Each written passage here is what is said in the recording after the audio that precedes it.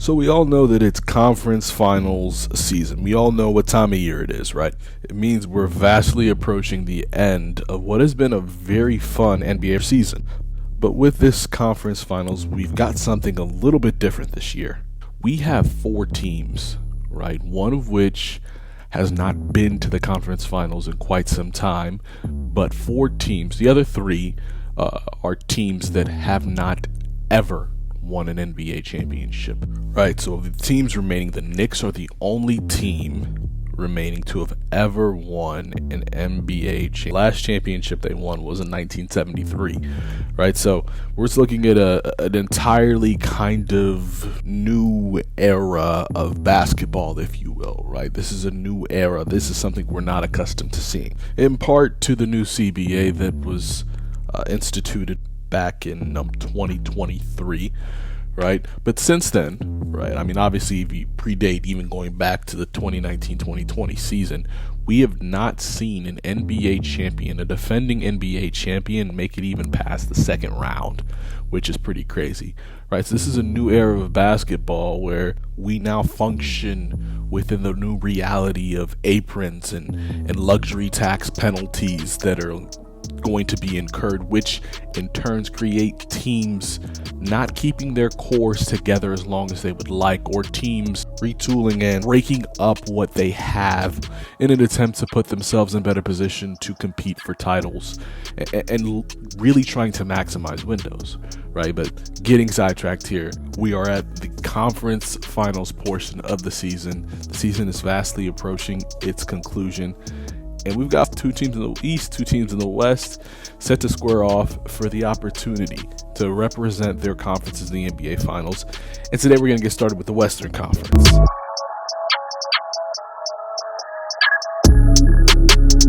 So we're getting started in the Western Conference, right? And this is a matchup of some heavyweights, right? These have been 2 elite basketball teams on both sides of the basketball that we're going to see coming into this series, right? The Oklahoma City Thunder have been the best team in basketball, record-wise, statistic-wise, for the entire season. They were the number 1 overall seed. They swept the Memphis Grizzlies in round 1 and just got out of a grueling series, a grueling 7-game series against the Denver Nuggets, the team that won the championship 2 years ago on Sunday. On the other side, the Minnesota Timberwolves. The Timberwolves have kind of had an easier time, right?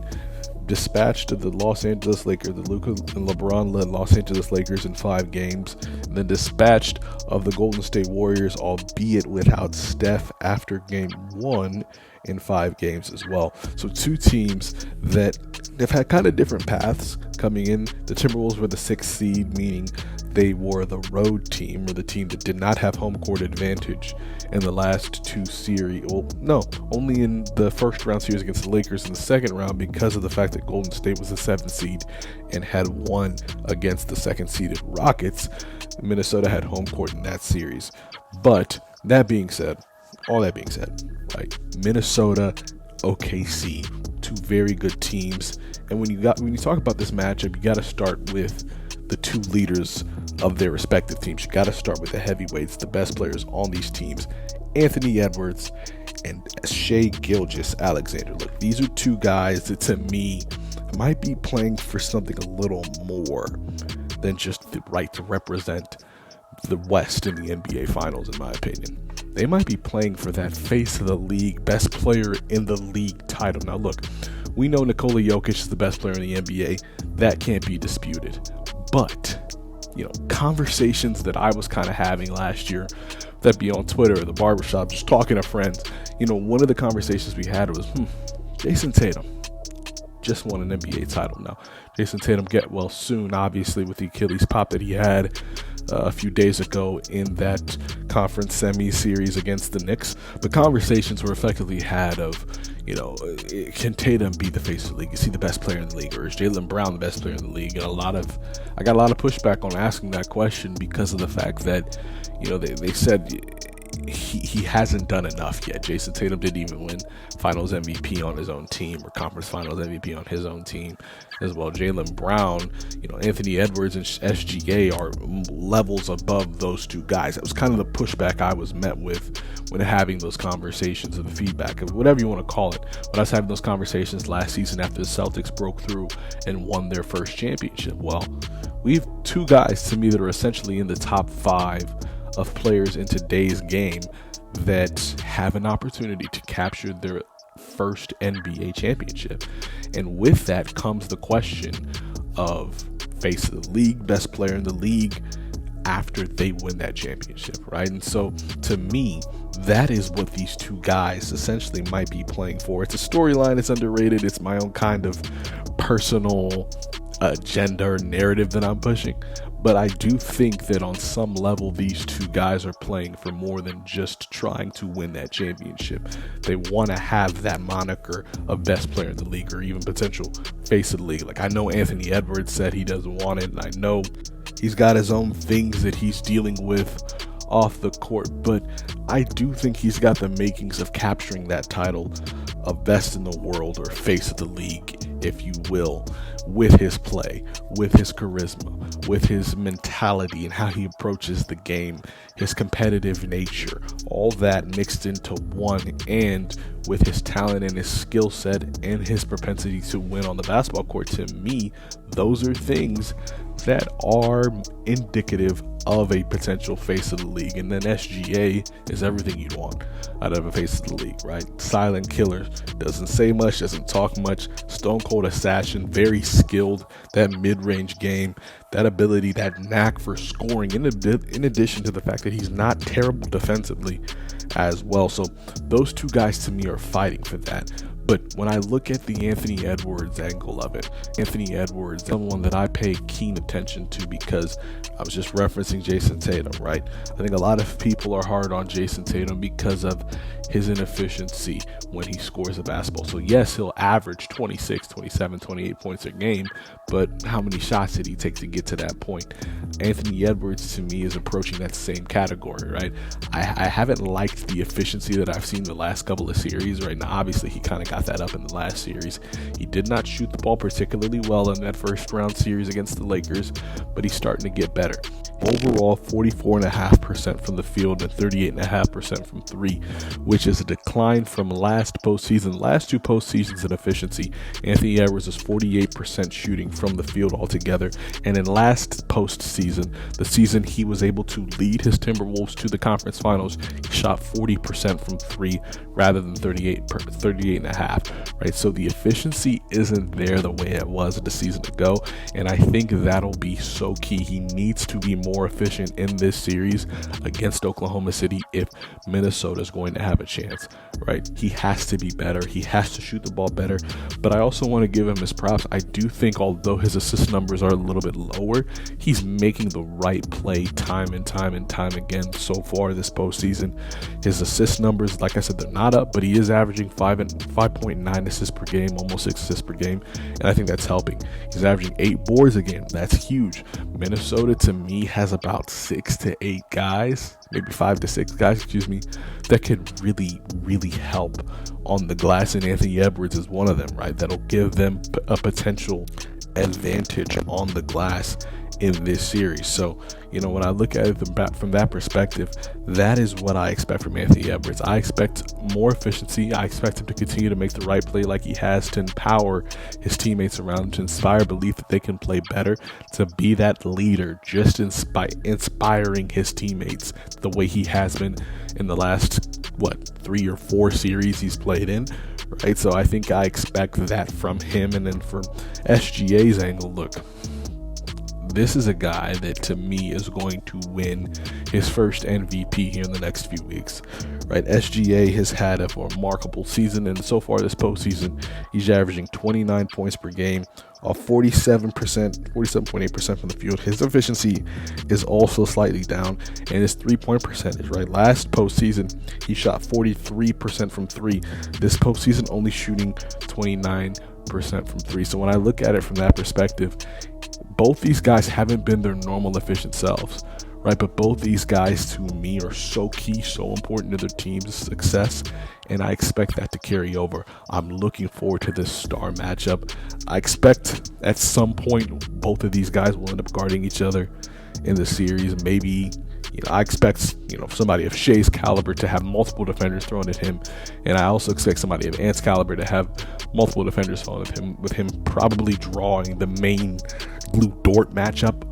Lou Dort will probably be the primary defender on him, but all that being said, I'm expecting this to be a fun matchup between these two guys. But that's just two players, right? Well, what will the rest of the series look like? What will the rest of their teams, how will the rest of their teams match up and stack up against one another? Well, we'll start with the other guys I want to keep an eye on in this series, right? Starting with Julius Randle. Julius Randle,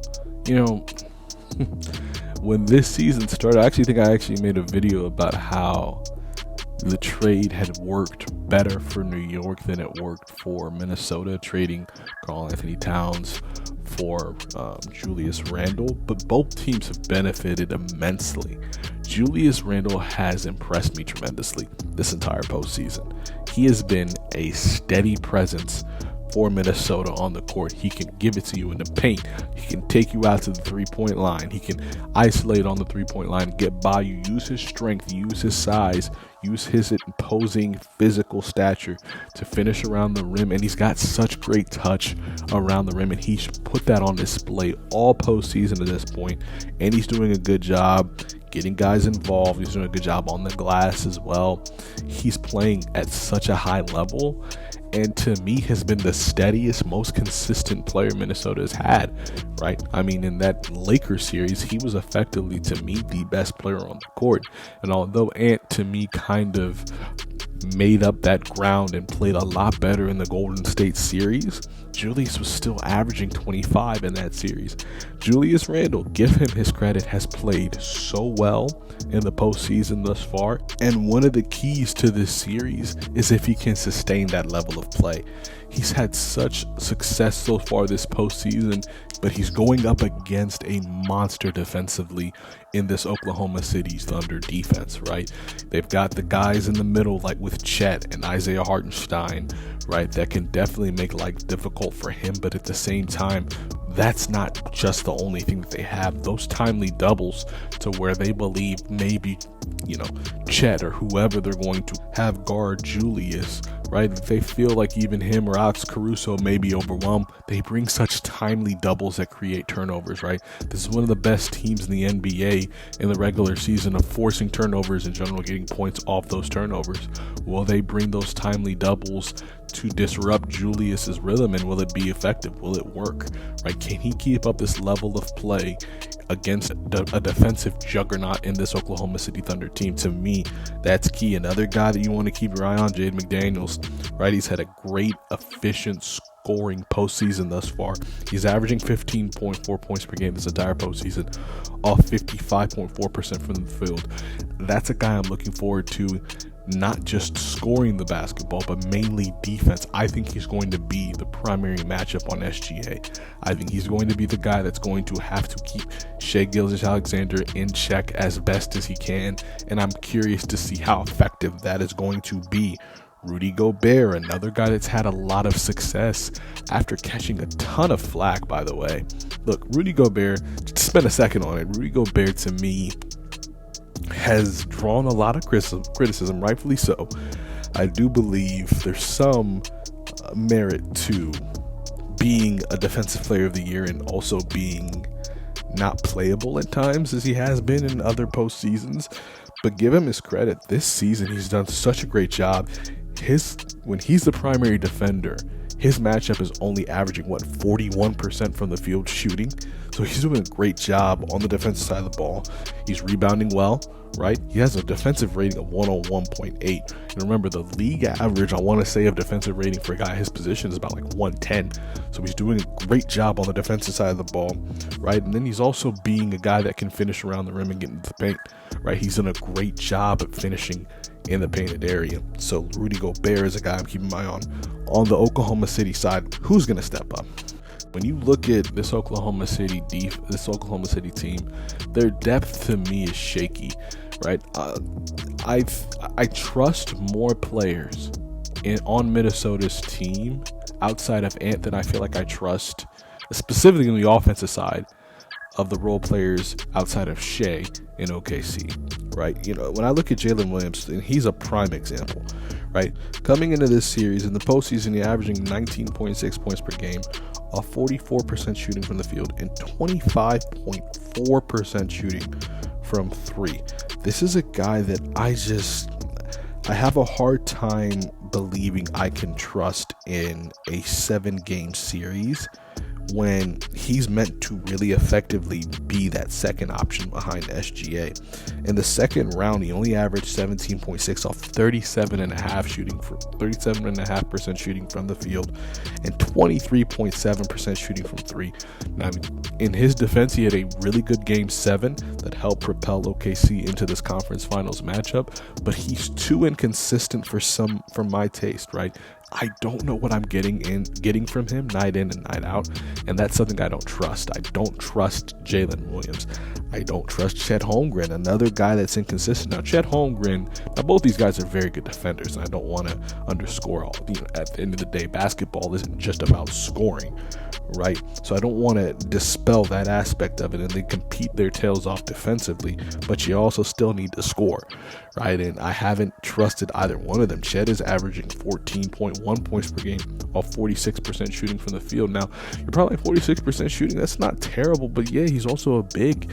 In addition to the fact that he does take a lot of threes, he gets a lot of finish, a lot of paint touches, a lot of ability, a lot of opportunities to finish in that short corner spot, in that dunker spot, in that short mid-range spot as well, in addition to shooting the three. So when I look at Chet, I see that 46% and I'm like, that's still not good enough.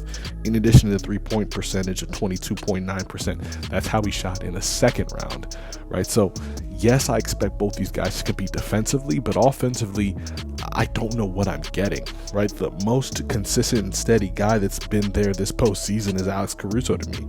And he's only averaging 9.3 points per game. Granted, he's doing it off 41.7% shooting from three, but look at that defensive rating. 96.3 now.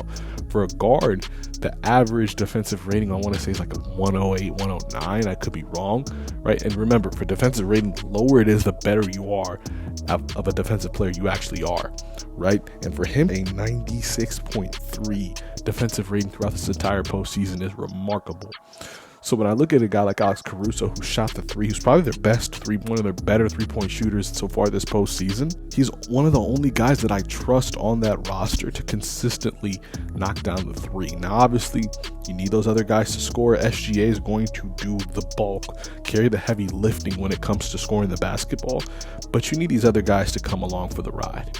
And if he doesn't get consistent help from any of these guys, it's going to be very, very easy for Minnesota to win this series. But like I said, both of these are two good defensive teams, right? And when we're out here talking about defense, right, one of the things that's instrumental to defense is rebounding, securing the boards after you have a solid defensive possession and forces the opposition to miss.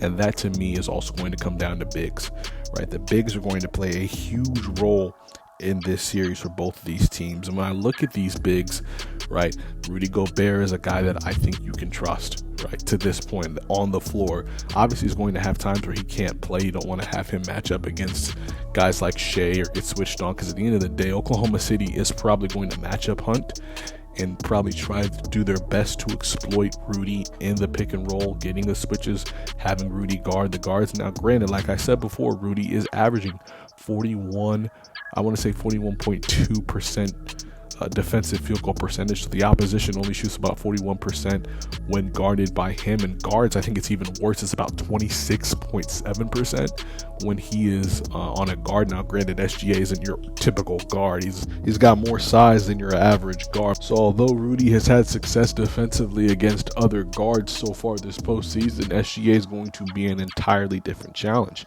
How will he look? What impact will he have? Right, Isaiah Hartenstein, he averaged 8.7 points or boards per game in the last series. That's not going to cut it against this Minnesota team. So many guys on this team can rebound. I think Minnesota is the better rebounding team. And Isaiah Hartenstein, you're going to need him to really work the glass if you're going to have any success in this series. And then a guy like Naz Reid, right? The backup center for OKC for Minnesota, right?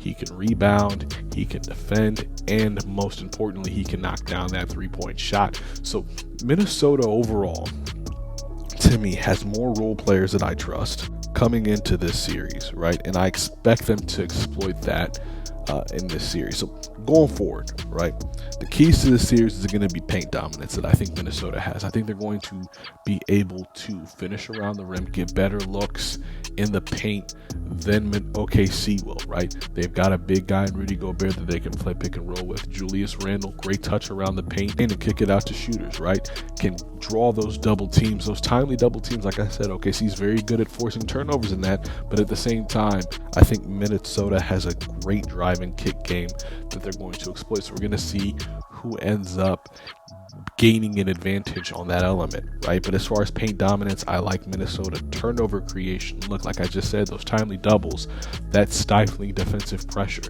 OKC has that in spades, man. That's something that they're going to be able to do very, very well. But I mean, Minnesota, they're a very good defensive team as well. I personally think OKC's ability to force turnovers is better than Minnesota's, and I expect it to play a role. Pace of play, OKC, when they force those turnovers, they get out and run. I expect that to work in their favor, right? And I'm expecting that to also come up in this series, right? Bench production, OKC has had higher bench production statistically, right? A guy like Aaron Wiggins has played well for them. Alex Caruso, Isaiah Hartenstein, they've all come in and they've all given them good minutes off the bench, so I expect that to continue. Shot quality, though, I give to Minnesota. I think they can generate better looks, right? Especially when they also get out and run in transition. They do, in that first round series against the Lakers, they did a really good job of getting transition open three-point looks that really, really helped that three-point percentage skyrocket. And then last but not least, to me, the most important factor is role players that I trust. I trust more of Minnesota's role players than I trust OKC, right? I trust a Naz Reid. I trust a Mike Conley, who's been there before as a veteran. I trust a Rudy Gobert to a lesser extent, but I still trust him, right? He's played very, very well. I trust a Jaden McDaniels. I trust, obviously, Julius Randle, even though one could argue he's not actually a role player. Minnesota has far more players that I trust in this big spot than I trust in OKC. It remains to be seen for me personally what OKC's role players can do, what a guy like Chet can do, what a guy like, more importantly, Jalen Williams will do. I don't know. I don't know what we're going to get from him because he's been far too inconsistent. So to me, this will tell me a lot, especially in light of what we saw last postseason from guys who disappeared down the stretch for OKC when it came down to winning time. So to me, when I look at it from that perspective and I factor in the fact that I think there's going to be better quality looks generated by Minnesota, along with the fact that I think Minnesota has better shooters, right? I know geous-Alexander Walker has struggled, but I still expect him to find the range at some point. Mike Conley, Jaden McDaniels, Julius Randle, Anthony Edwards, all these guys have shown a propensity to get hot from three. When I look at it from that perspective, it really just does come down to me having more guys on Minnesota that I trust to be able to contribute consistently, more so than OKC. And this is a series where I'm willing to be proven wrong. Maybe this is the opportunity that Jalen Williams seizes and says, you know what, no, I will be that definitive guy, that definitive second guy for Shai. Or maybe it's Chet that says, I will be that definitive second guy for Shai. Shai just needs a little bit of help. This series can definitely be won by Oklahoma City, but he just needs a little bit of help, right? He can't win it by himself. And I think if he can get some level of consistent contribution from any of his role players, OKC can win. But I personally, like I said, I trust more guys on Minnesota's side, so I'm rolling with the Timberwolves in 7. But what do you guys think? Do you guys trust OKC supporting cast, specifically offensively? We're only talking offense now, because at the end of the day, these are two very good defensive teams that I think might wash each other out defensively. It's who's going to be able to score is that I think it comes down to. Do you guys have more faith in OKC supporting cast than Minnesota's? Do you have more faith in Minnesota supporting cast than OKC? Let me know in the comment section below, and let me know who you think is going to win this series. Who's coming out the West? And like I said, I think the team that comes out the West is going to win it all. Do you agree with that? Let me know in the comment section below, and we'll see you next time. But until Next time, we hope you keep it inside the lines.